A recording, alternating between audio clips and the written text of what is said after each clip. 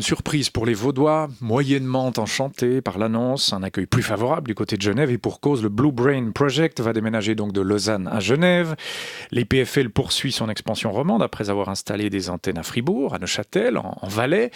Le projet Blue Brain, rappelons-le, vise à modéliser la structure et le fonctionnement du cerveau humain grâce à l'informatique. Crédit européen, 200 chercheurs basés à l'EPFL qui du coup iront se déplacer au campus biotech installé sur le site de Sécheron à Genève. Anciennement, c'était le site de Merck et Renault.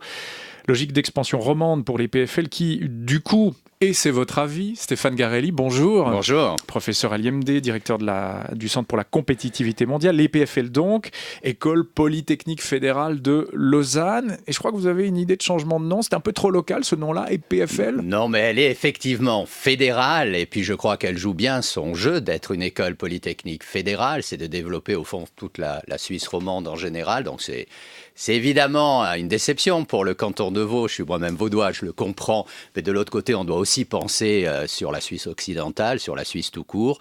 C'est vrai, c'est une école fédérale avec un mandat donc fédéral.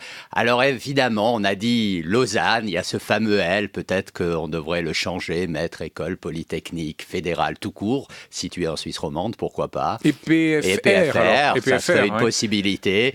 Je crois qu'on doit dépasser un petit peu ces querelles de clocher, canton après canton. C'est tout l'environnement que l'on doit développer et je pense que c'est une bonne chose qu'on ait un peu d'écoles fédérales un peu partout.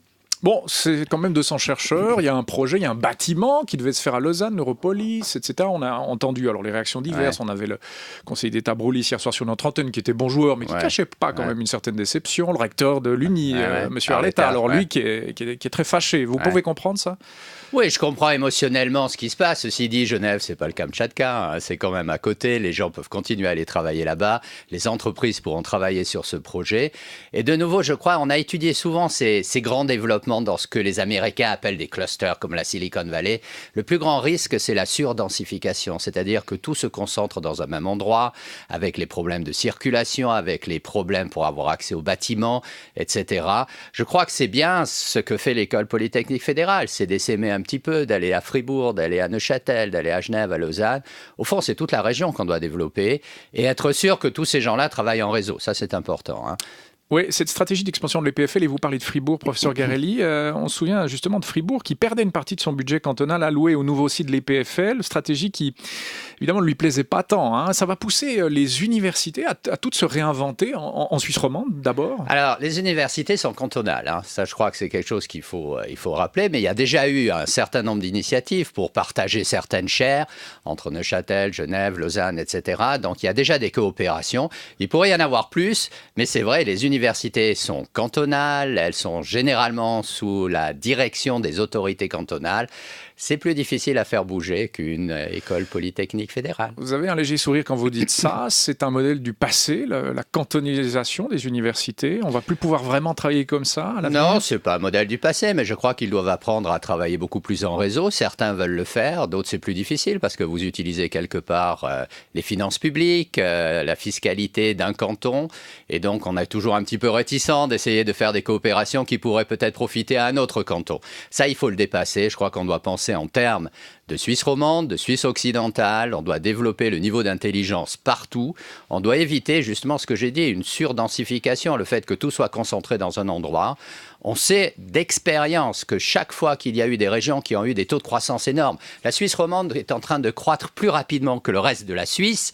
Le grand problème, c'est tout à coup la surpopulation, c'est le fait que tout le monde habite au même endroit, c'est-à-dire dans une bande de peut-être 500 mètres autour du lac Léman, ou de ce que d'autres appellent le lac de Genève, de se retrouver tous concentrés au même endroit. Alors le plus on diversifie, le mieux c'est. On entendait aussi, je l'ai mentionné tout à l'heure, Pascal Broulis hier soir, c'était dans l'émission Forum, qui évoquait ce déménagement lié à des problèmes financiers de l'EPFL et que c'est une explication convaincante, ça. Je pense qu'il y a plus que cela. Je crois qu'il y a aussi certainement le désir de se diversifier, d'être un peu présent partout dans la Suisse romande et occidentale. Et je crois que c'est une bonne idée. Maintenant, ceci dit, je comprends parfaitement la déception du canton de Vaud, hein. Elle est normale parce qu'ils ont beaucoup investi, beaucoup travaillé. Beaucoup d'autres choses ont été faites dans ce domaine pour que l'école polytechnique soit véritablement ancrée ici. En tant que citoyen de cette partie de la Suisse, Moi, je préfère regarder sur l'ensemble du développement de la Suisse romande et occidentale. Et dans ce cas-là, le plus on diversifie, le plus on implante de la recherche un peu partout. On l'a fait dans le Valais, on devrait le faire aussi dans le Jura. Oui, j'allais dire, parce que c'est encore l'axe rhodanien. Hein, EPFL, Valais, Lausanne, Genève, un petit peu Fribourg, on l'a dit. Fribourg, on pourrait monter vers le nord. Une partie de Berne. Oui. Parce que souvent, on oublie qu'une grande partie de Berne parle aussi français, etc. Et je crois qu'on pourrait faire beaucoup de choses dans ce domaine. C'est toute cette partie de la Suisse qui doit être développée à travers plus de recherche. Et c'est vrai qu'une école fédérale a peut-être plus de capacité de se diversifier dans ce domaine. Un bout de l'EPFL dans le Jura, c'est dans le canton du Jura, hein, pas dans le lac, pas dans le massif jurassien, mais dans le canton du Jura, ça serait possible, envisageable, souhaitable? C'est pas moi qu'il faut le demander, mais pourquoi pas? Je veux dire, tout devrait être possible. En fait, aujourd'hui, avec les technologies modernes, on peut mettre tout en réseau. Les gens sont mobiles, peuvent se déplacer, alors pourquoi pas? Pourquoi pas? Stéphane Garelli, voilà pour ce déménagement du Blue Brain Project. Et donc, vous l'avez bien expliqué, cette stratégie de l'EPFL de se diversifier. Mais attention, pas se diversifier que sur un seul axe. Vous êtes aussi président du conseil d'administration du journal Le Temps. Oui, ça m'arrive. Ça vous arrive. Combien d'heures par semaine? En ce moment, pas mal. En ce moment, pas mal, on s'en doute. On a appris donc il y a quelques temps que les deux actionnaires principaux, Tamedia et Ringier, voulaient vendre leurs actions. On entendait un des représentants des rédacteurs du journal tout à l'heure dans le journal de 7h30. Il y a plusieurs repreneurs qui se profilent. Alors vraiment, ça s'est succédé. On a eu la GFI, on a eu l'horloger Jean-Claude Biver, Christophe Blorer avec Tito Tetamenti qui sont propriétaires de la Basler Zeitung. Et puis hier, donc des membres de la direction du Temps. On entendait Valérie Boagno sur notre antenne. Est-ce qu'ils sont tous crédibles au même niveau, ces repreneurs, selon vous? Les actionnaires ont dit que toutes les options étaient ouvertes. Donc, je crois que c'est ce qu'on est en train de voir aujourd'hui. La décision finale sera celle des actionnaires. Décision vis-à-vis d'un des repreneurs ou pas. Décision aussi possible vis-à-vis des actionnaires eux-mêmes qui peuvent dire, après tout, un de nous deux pourrait se porter candidat. Puis finalement même, une décision de non-vente. Donc tout est ouvert aujourd'hui. Une décision de non-vente est encore possible? Pourquoi pas? C'est pas parce que vous avez dit que vous voulez vendre que vous êtes obligé de vendre. Donc moi, je regarde toutes les options. En tant que président du conseil d'administration, je n'ai pas à me prononcer là-dessus.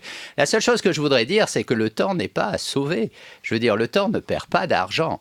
Le Temps est une entreprise qui est relativement saine. On pourrait faire plus d'argent. Il y a eu des charrettes, quand même. Il y a eu des charrettes, quand même. Il y a eu des charrettes parce qu'on s'est adapté à une restructuration du marché qui est terrible avec le numérique et qui touche tout le monde. Durant les 3 dernières années, par exemple, la publicité descend de 10 à 11% pour tout le monde, pour tous les journaux écrits. Mais je crois que le Temps n'est pas une entreprise à sauver. Et ce qui est important, à mon avis, c'est que dans la reprise éventuelle du Temps, l'argent n'est pas la question principale. On parle de 20 millions, d'ailleurs, chiffre que ne confirmait pas Mme Boagno hier soir. C'est ce que vaut le Temps? C'est un chiffre qu'on ne peut pas confirmer parce qu'il va dépendre, au fond, de ce que veulent les actionnaires.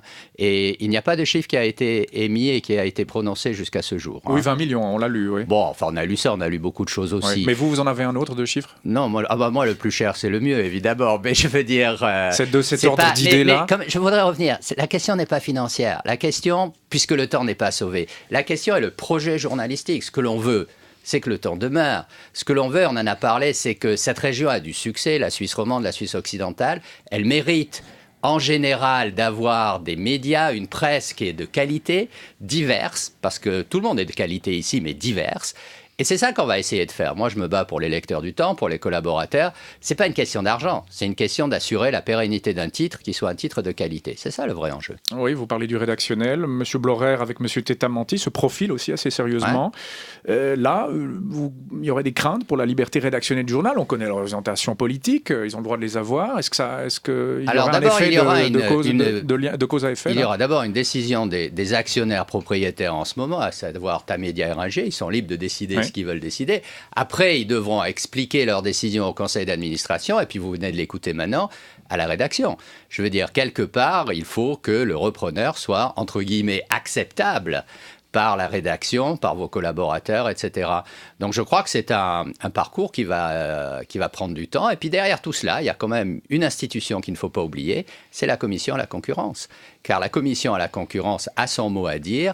Et jusqu'à maintenant, elle a été très attentive pour que véritablement la diversité de l'information dans cette partie de la Suisse soit préservée. Certains ont eu peur quand l'annonce de la vente a été formulée par les deux propriétaires. Vous dites que le Temps n'est pas à sauver, donc il n'y a aucun risque qu'il disparaisse à l'avenir. Alors moi j'ai eu toutes les assurances, même de la part des actionnaires, comme quoi on ne laissera, entre guillemets, jamais laisser tomber le Temps. hein. Donc le Torn n'est pas à sauver, c'est simplement des actionnaires qui ont décidé d'envisager la possibilité de se séparer de leurs actions. Mais je le répète, par exemple, le Torn ne perd pas d'argent. Donc le Torn n'est pas un gouffre financier et le Torn n'est pas, si vous voulez, dans une situation dramatique où il faut absolument trouver quelqu'un pour le faire survivre. Ce n'est pas du tout la question. C'est un changement d'actionnaire possible. Vous n'êtes pas intéressé, vous, à titre personnel? Alors non, moi en tant que président du conseil d'administration, je suis posé rester neutre, objectif, indépendant, etc. Donc non, moi je regarde, je suis comme Sir Anne, je vois venir.